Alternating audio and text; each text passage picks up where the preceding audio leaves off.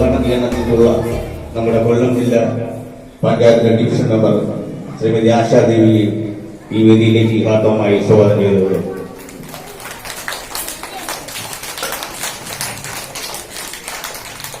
വളരെ മികച്ച രീതിയിൽ കഴിഞ്ഞ ഈ ജൂൺ 3-ാം തീയതി ആയപ്പോൾ എനിക്ക് തോന്നുന്നു ഏകദേശം കണക്കേറിയോ 1 വർഷമായെന്ന് നമ്മുടെ പുതിയ എച്ച്എമ്മിന്റെ ചാർജ് എടുത്തിട്ട് ടീച്ചറിന്റെ നേതൃത്വത്തിൽ വളരെ വലിയൊരു വിജയം നേടാൻ നമുക്ക് കഴിഞ്ഞിട്ടുണ്ട്. ടീച്ചറുടെയും അധ്യാപകരുടെയും